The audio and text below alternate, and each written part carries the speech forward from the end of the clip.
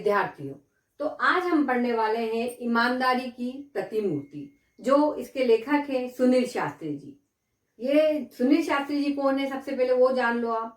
हमारे जो द्वितीय प्रधानमंत्री थे स्वर्गीय श्री लाल बहादुर शास्त्री, उनके ये बेटे हैं और उन्होंने ही इसको लिखा है ईमानदारी की प्रतिमूर्ति अपने बाबूजी के लिए। यहाँ पर एक नाम और आया है, यहाँ पर एक नाम वो आया है अनिल शास्त्री।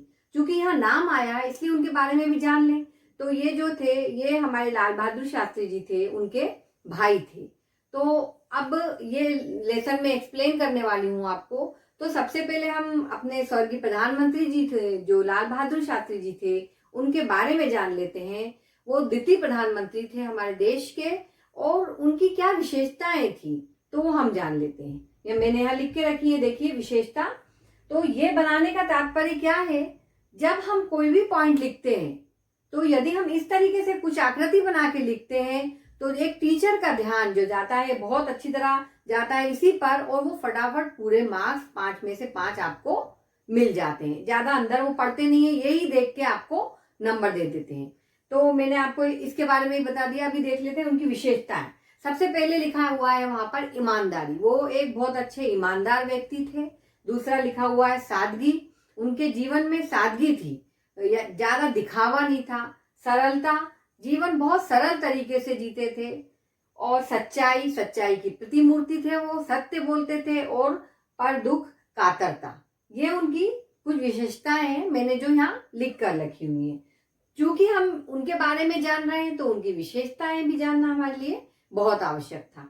अभी यहाँ पर कुछ शब्दार्थ देख लेते हैं, कठिन शब्द हैं, ताकि वो जब मैं लेसन एक्सप्लेन करूंगी पार्ट आपको तो आपको दिक्कत नहीं होगी। ठीक है, यहाँ पर देख लेते हैं हिदायत। हिदायत का मतलब होता है सूचना या निर्देश देना। ठीक है, अभाव यानी कमी होता है, कुछ कमी हो जाती है कभी किसी चीज की, तो वो वाली कमी। अभी दस्तक, कोई दबे पांव दरवाजे पर आता है और हमारे को आवाज आ जाती है तो वो दस्तक, दरवाजे की आवाज करने की क्रिया। निजी सचिव पीए को बोलते हैं। और जिक्र यानी होता है चर्चा, जब हम किसी विषय पे चर्चा करते हैं, जिक्र करते हैं तो वो वाला। होड़ यानी होता है स्पर्धा, जब हमको आगे बढ़ना है, स्पर्धा में हम जाते हैं, होड़ लग जाती है तो वो वाला होड़। किफायत यानी होता है मितव्यय, ज्यादा फिजूल खर्ची नहीं करने वाला मितव्यय। ओहदा यानी होता है पद या स्थान, क्या इसका पद है ना वो। बेतरतीब यानी अव्यवस्थित, बच्चे अपने रूम को अव्यवस्थित रखते हैं वो वाला। ठीक है, बेतरतीब। शान यानी होता है गर्व, कहो हम भारतीय हैं, कितने गर्व से कहो हम भारतीय हैं, कितना अच्छा लगता है, कितनी शान महसूस होती है, तो वो वाला शान। हसीन यानी होता है सुंदर। संतरी होता है डोर कीपर। यहाँ मैंने आपको, आपकी जो महाराष्ट्र 10वीं के विद्यार्थी है महाराष्ट्र बोर्ड के, तो आपकी जो किताब है उसमें इतने सारे शब्दार्थ नहीं है। मैंने चुन चुन कर और देखकर पढ़कर वो शब्दार्थ के अर्थ यहाँ लिखे हैं, तो ये आपके लिए बहुत इंपॉर्टेंट है, महत्वपूर्ण है। तो आप लोग ये बहुत अच्छी तरह देख लेंगे ना तो आप वो एक्सप्लेनेशन बहुत अच्छी तरह समझ पाएंगे, और वो समझ गए तो आप स्वाध्याय कृति आराम से कर लेंगे। तो अब हम देखते हैं ईमानदारी की प्रतिमूर्ति सुनील शास्त्री द्वारा रचित है। तो मैं अब आपको एक्सप्लेन करती हूँ इस लेसन को। ईमानदारी की प्रतिमूर्ति सुनील शास्त्री द्वारा रचित है। सबसे पहले देख लेते हैं इनका परिचय। इनका जन्म हुआ था 1950 में। परिचय में देख लेते हैं, सुनील शास्त्री भारत के द्वितीय प्रधानमंत्री लाल बहादुर शास्त्री जी के पुत्र थे, जो मैं बता चुकी हूँ हैं। आप एक राजनेता के अलावा कवि और लेखक भी हैं। आपको कविता, संगीत और सामाजिक कार्यों में विशेष लगाव है। ये लेखक तो हैं ही, कविता भी लिखते हैं, सामाजिक समाज सेवा भी करते हैं। ये सामाजिक आर्थिक बदलाव पर अपने विचारों को आप पत्र पत्रिकाओं में व्यक्त करते रहते। समय समय पर ये जो आर्थिक सामाजिक बदलाव होते हैं तो अपना लिखते हैं उसमें, पत्र पत्रिकाओं में। इनकी प्रमुख कृतियां हैं लाल बहादुर शास्त्री मेरे बाबूजी, उनके पिताजी उनको बाबूजी कहते थे वो। इस पुस्तक का अंग्रेजी अनुवाद भी हुआ है। अब यहाँ पर मैं आपको दिखा देती हूँ, पढ़ा देती हूँ। अब देखते हैं, हमने अपने जीवन में बाबूजी के रहते अभाव नहीं देखा। ये सुनील शास्त्री जी बोल रहे हैं, जब वो प्रधानमंत्री थे लाल बहादुर शास्त्री जी तो उन्होंने अभाव नहीं देखा था, कमी नहीं देखी थी, तो वो बता रहे हैं वो यहाँ पर। उनके ना रहने के बाद, जब वो नहीं रहे, उनके बाद क्या होता देखो, जो कुछ मुझ पर बीता वह एक दूसरी तरह का अभाव था। यानी जब वो चले गए इस दुनिया को छोड़कर, जो जो कुछ उनके ऊपर बीता, सुनील शास्त्री जी के ऊपर, वो एक अलग तरह की कमी थी, वो ही यहाँ पर उन्होंने बताई है।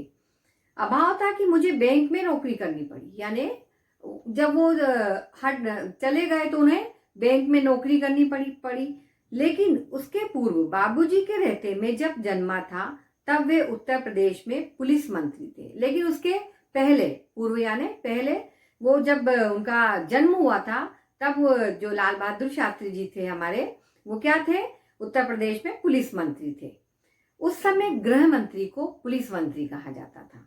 इसलिए मैं हमेशा कल्पना किया करता था कि हमारे पास ये छोटी गाड़ी नहीं, बड़ी आलीशान गाड़ी होनी चाहिए। एक गाड़ी होगी वहां उनके पास, तो वो बोलते थे नहीं, यानी वो गृह मंत्री थे तो भाई गृह मंत्री का बेटा, तो अब ये वो कल्पना करते थे कि भाई आलीशान गाड़ी होगी। बाबूजी प्रधानमंत्री हुए, फिर वो प्रधानमंत्री जी बन गए। तो वहां जो गाड़ी थी वह थी इम्पाला शेवरलेट। ये गाड़ी का नाम है इम्पाला शेवरलेट। उसे देख देख बड़ा जी करता था कि मौका मिले और मैं उसे चलाऊं। अब वो घर के बाहर खड़ी रहती थी इतनी बड़ी गाड़ी, तो इनका मन करता था कि मैं इसको चला के तो देखूं एक बार, क्यों ना मैं इस पे ऐश तो करूं। अब देखते हैं आगे। उसे देख बड़ा जी करता था कि मैं मौका मिले तो उसे चलाऊं। प्रधानमंत्री का लड़का था, भाई प्रधानमंत्री का लड़का है ना।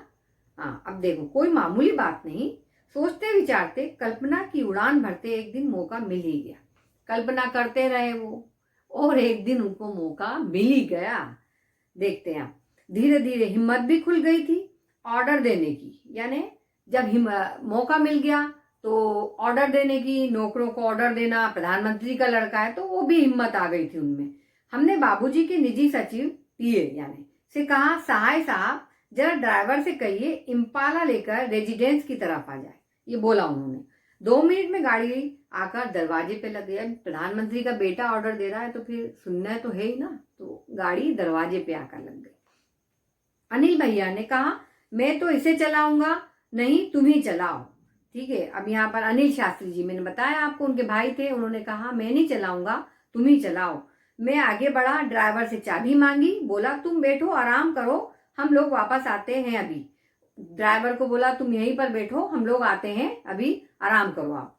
गाड़ी लेकर हम चल पड़े। क्या शान की सवारी। अब इम्पाला शेवरलेट में बैठे थे भाई, तो शान की सवारी तो होना ही था।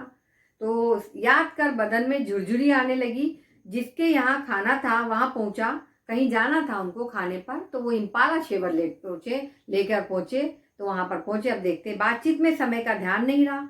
अब बातचीत में समय का ध्यान नहीं रहा उनको, देर हो गई बहुत। याद आया बाबूजी आ गए होंगे। फिर एकदम याद आता है कि अरे नहीं, बाबूजी यानी अपने प्रधानमंत्री स्वर्गीय लाल बहादुर शास्त्री आ गए होंगे। वापस घर फाटक से पहले ही गाड़ी रोक दी।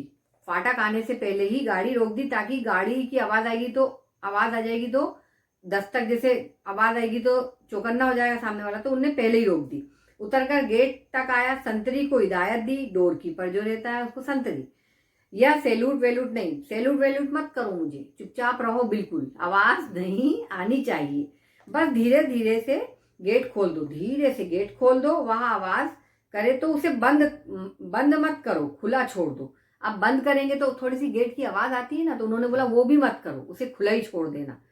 बाबूजी का डर, अब बाबूजी का खौफ और डर तो था। गाड़ी लेकर गए, बिना बोले लेकर गए, है ना, और रात में देर भी हो गई ऊपर से। देखो आप, वह खटपट सैल्यूट मारेगा तो आवाज होगी, और फिर गेट की आवाज से बाबूजी को हम लोगों के लौटने का अंदाजा हो जाएगा। उन्होंने बोला ये वे बेकार में पूछताछ करेंगे, है ना। अभी बात ताजा है, सुबह तक बात में पानी पड़ चुका होगा। यानी वो सोच रहे थे कि पता भी लगेगा उनको तो सुबह हो जाएगी, भूल जाएंगे बाबूजी। संतरी से जैसा कहा गया उसने वैसे ही किया, डोर कीपर से जैसा किया वैसे ही करा उसने। दबे पेट पीछे किचन के दरवाजे से, कहाँ से घुसे वो लोग, किचन के दरवाजे से, जैसे अक्सर होता ही ऐसा। जाते ही अम्मा मिली। अब मम्मी मिल गई उनको, अम्मा मिल गई। पूछा बाबूजी आ गए। कुछ पूछा तो नहीं? बोली हाँ आ गए, पूछा था मैंने बता दिया। उन्होंने, अम्मा ने बोला पूछा था मैंने बता दिया। आगे कुछ कहने की हिम्मत नहीं पड़ी, अब क्या बताया होगा, है ना। फिर चले गए। ये देखो, यह जानने सुनने की बाबूजी ने क्या कहा, फिर हिदायत दी सुबह की किसी को कमरे में मत भेजिएगा।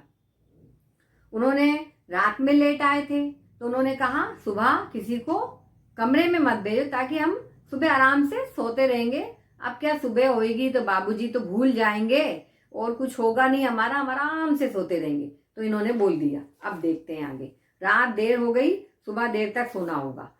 सुबह 5:30 5:30 पौने 6 के बीच दरवाजा खटखटाया गया, है ना। दरवाजा, अब जब बोल दिया था फिर भी दरवाजा खटखटाया तो उनको तो गुस्सा आना ही था, सुनील शास्त्री जी को। यहाँ पर मैंने बड़ी तेज आवाज से कहा, देर रात को आया हूँ, सोना चाहता हूँ, सोने दो। ये बोला उन्होंने, बहुत आवाज तेज थी उनकी। यह सोचकर कि कोई नौकर आया होगा चाय लेकर, है ना, तो जगाने के लिए, तो उन्होंने तेज आवाज में बोला। अभी देखते। लेकिन दरवाजे पर दस्तक फिर पड़ी। झुंझलाता, जोर से बिगड़ने के मूड में दरवाजे की तरफ बड़बड़ाता हुआ दरवाजा खोला, पाया बाबूजी खड़े हैं। जब उन्होंने देखा, है ना, दस्तक पड़ी उनके, देखा उन्होंने, दबे पैर आए थे ना। अभी दस्तक का मतलब मैंने बताया ना, दरवाजे की आवाज करने की क्रिया। अगर क्रिया हो रही है तो दरवाजा भी खुला छोड़ दो। मगर अब दूसरी बार फिर खटखटाया तो खोलने ही जाना ही पड़ा ना उनको। देखा तो कौन था? बाबूजी थे। तो यहाँ पर अब देखते हैं। हमने कहा हमें कुछ ना सूझी, माफी मांगने लगे। दरवाजा खोला, पाया बाबूजी खड़े। हमने कुछ ना सूझा, माफी मांगी। बेध्यानी में बात कह गया हूँ। वे बोले कोई बात नहीं, आओ आओ, हम लोग साथ साथ चाय पीते हैं। उन्होंने माफी मांग ली सुनील शास्त्री जी ने। उन्होंने बोला कोई बात नहीं, आओ हम साथ में चाय पीते हैं। हमने कहा ठीक है, बस जल्दी जल्दी हाथ मुंह धो चाय के टेबल पर जाओ। जल्दी जल्दी उन्होंने मुंह हाथ धोए और चले गए टेबल पे। उन्हें सारी राम कहानी मालूम है, पर उन्हें कोई तर्क नहीं दिया, ना कुछ जाहिर होने दिया। अब बाबूजी को सब मालूम था क्या हुआ क्या नहीं हुआ रात में, मगर उन्होंने कुछ नहीं बोला और बस चाय पीने टेबल पे आ जाओ ऐसा बोल के आ गए। कुछ देर बाद चाय पीते पीते बोले, अम्मा ने कहा तुम लोग आ गए हो, पर तुम कहते हो रात बड़ी देर से आए। अब अम्मा ने कहा कि तुम तो आ गए थे, पर तुम जब दरवाजे पर बाबूजी गए थे दस्तक देने, तो उन्होंने क्या, अरे कौन है दरवाजे पर, मैं रात में देर से आए थे, हमें सोने दो, ऐसा बोला ना। तो वो बाबूजी को ध्यान में आ गया, देर से आए, कहाँ चले गए थे। फिर वो पूछते कहाँ गए थे, जवाब दिया हाँ बाबूजी एक जगह खाने पर चले गए थे। जब उन्होंने बोला हाँ हम लोग खाने पर गए थे, उन्होंने आगे प्रश्न किया, लेकिन खाने पर गए थे तो कैसे गए थे आप, कौन सी गाड़ी से गए थे आप, पकड़ा गए। देखो, जब मैं आया तो फिएट गाड़ी गेट पर खड़ी थी, गए कैसे, एक और गाड़ी थी उनके पास फिएट, वो तो कहाँ खड़ी थी, गेट पर खड़ी थी। फिर कैसे गए, कहना पड़ा क्या, इम्पाला शेवरलेट, है ना, इससे गए थे वो लोग। बोले ओहो, तो आप लोगों को बड़ी गाड़ी चलाने का शौक है। शास्त्री जी ने क्या कहा, ओहो, बड़े अंदाज में कहा उन्होंने।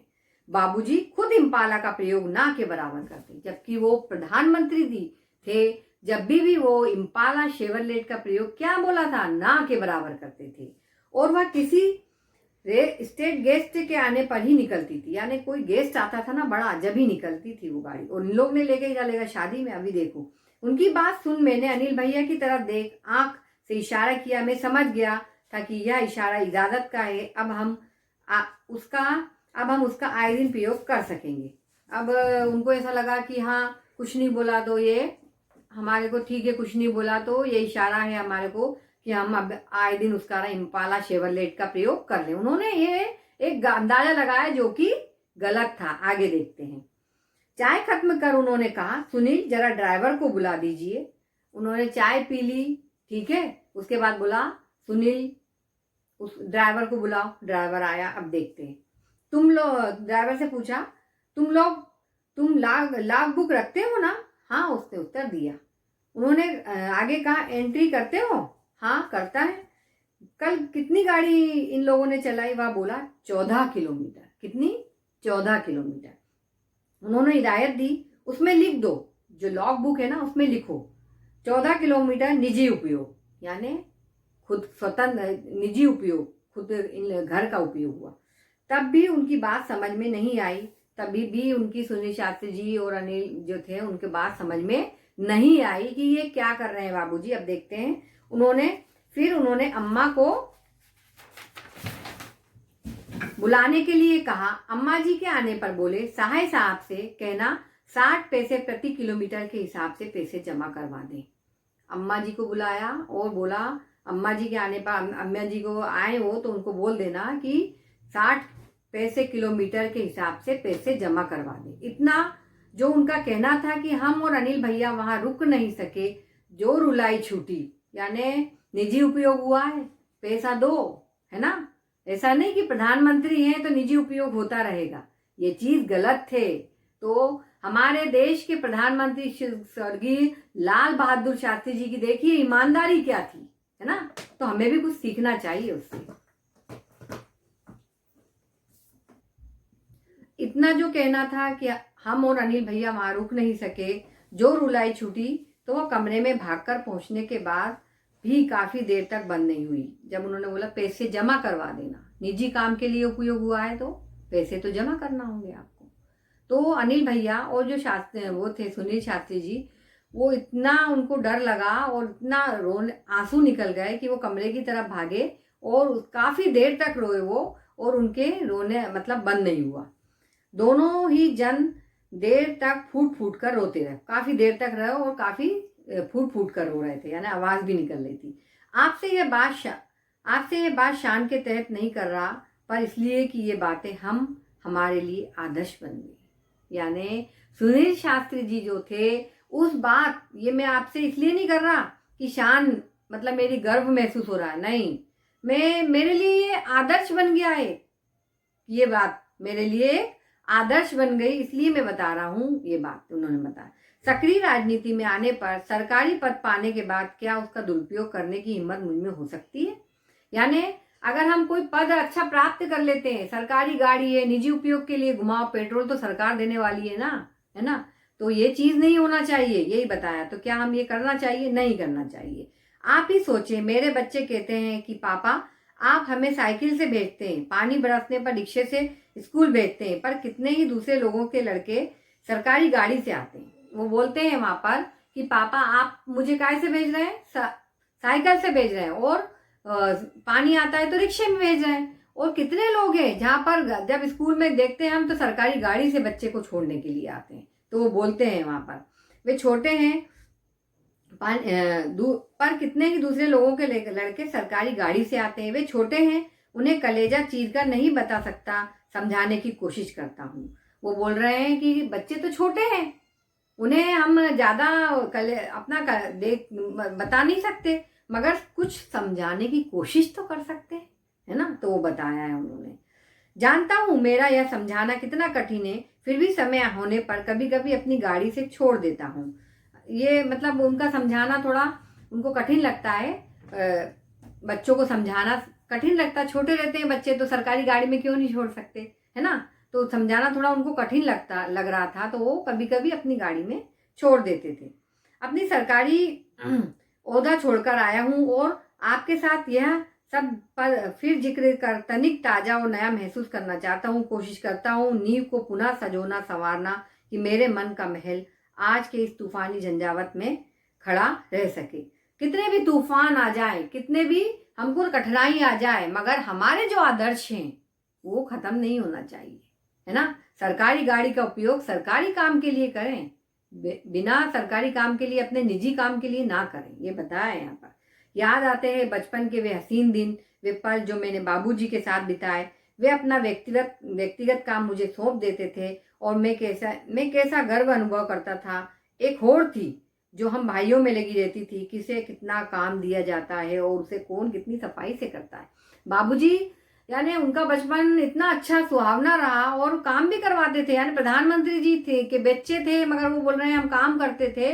और वहां होड़ लगी रहती थी, स्पर्धा होती थी कि कौन कितना काम कितनी सफाई से करता है और जल्दी करता है। देखिए एक दिन बोले, सुनील मेरी अलमारी काफी बेतरतीब हो रही है, अस्त व्यस्त हो रही है, तुम उसे ठीक कर दो और कमरा भी ठीक कर देना। बच्चों से कराते थे सब काम, नौकरों से नहीं, जबकि उनको मिलते होंगे नौकर, फिर भी नहीं, बच्चों से।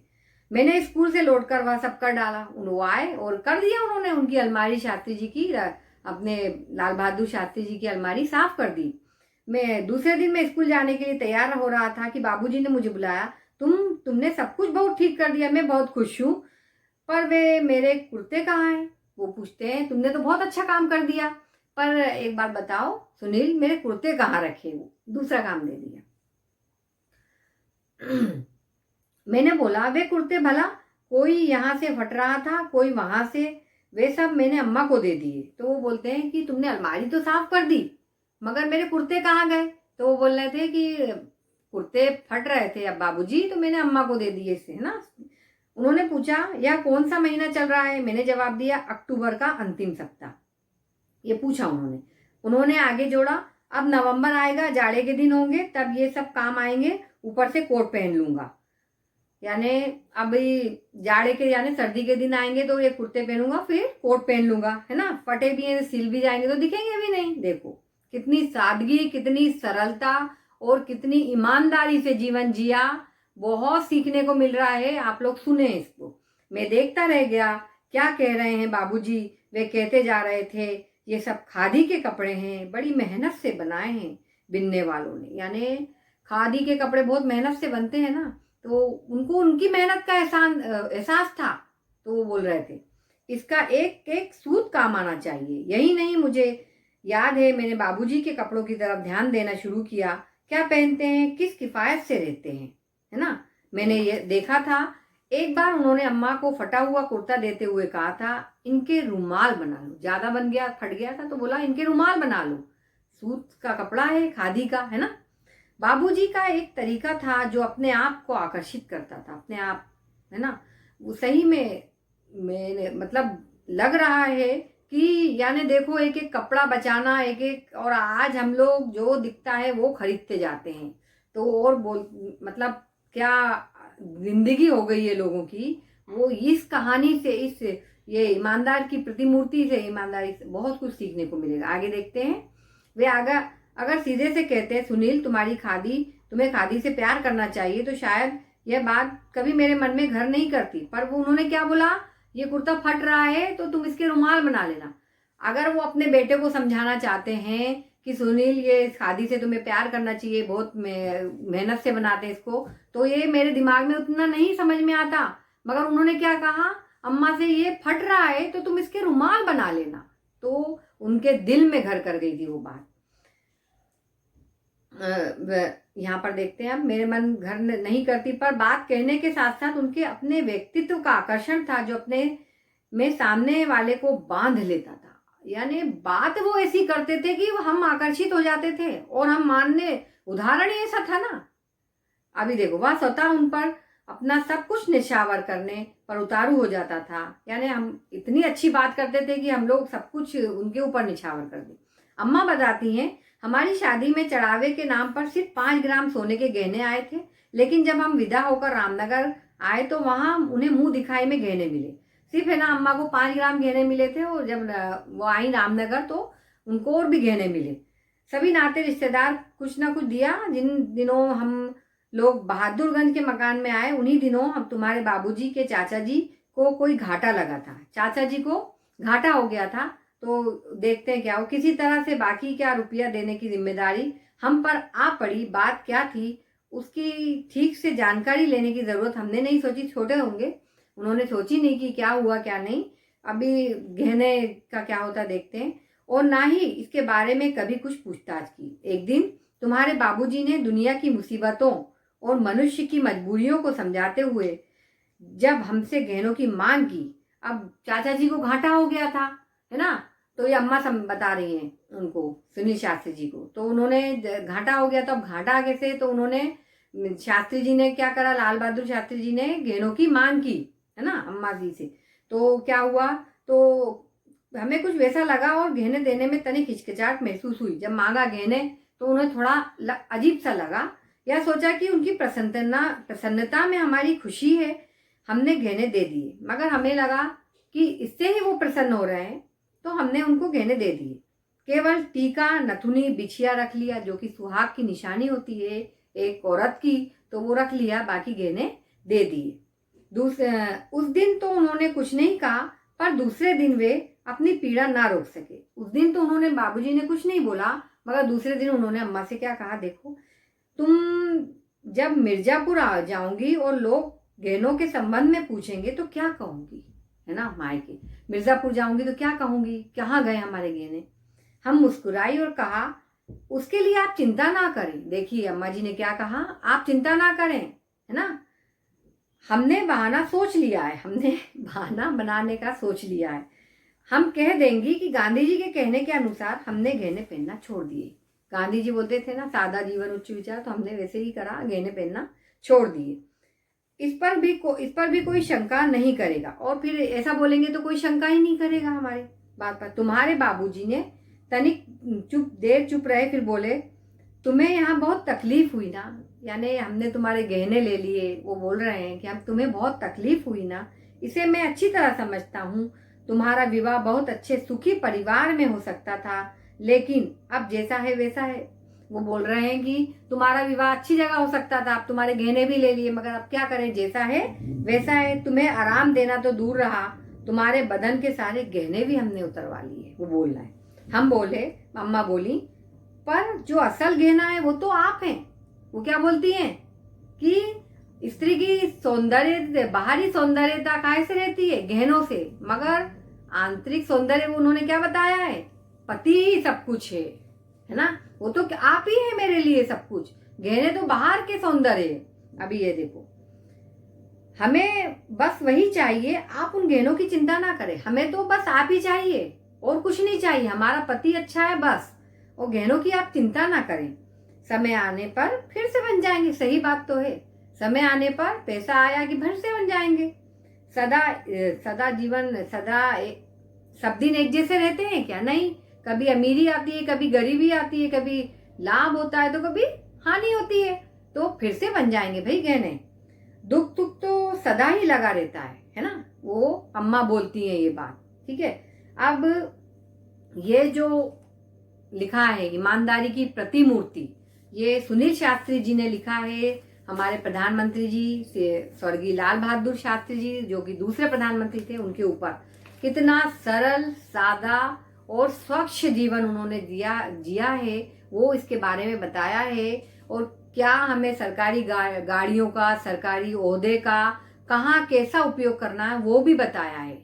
आज जो कि सब लोग ताक पे रख देते हैं और अपने हिसाब से काम करते हैं, हम तो देख ही रहे हैं ये सब चीजें, है ना। तो अब आपने यहाँ पर देखा, मैंने ये आपको पूरा लेसन एक्सप्लेन कर दिया है यहाँ पर ईमानदारी की प्रतिमूर्ति। अब आपको ज्यादा अच्छी तरह समझ में आ गया होगा। ये आप सुनेंगे ना, जब भी आप स्वाध्याय आकलन कृतियां कर पाएंगे, इसलिए ये जरूर सुनना। अभी यहाँ पर कुछ मुहावरे में सिर्फ ओरली बोल देती हूँ। फूट फूट कर रोना यानी जोर जोर सा रोना, देखते रह जाना यानी कोई चीज को देखते ना आश्चर्यचकित हो जाना। अब आपको ये लेसन जो मैंने पढ़ाया है, मेरे हिसाब से तो आपको समझ में आ गया होगा और बहुत ही अच्छी तरह समझ में आया होगा। अब आप लोगों को मेरे लिए क्या करना है, सब्सक्राइब करना है, लाइक करना है और शेयर करना है। अब डू इट यार, तुम लोग कर सकते हो ये सब, है ना। Please like, share and subscribe. Bye, take care.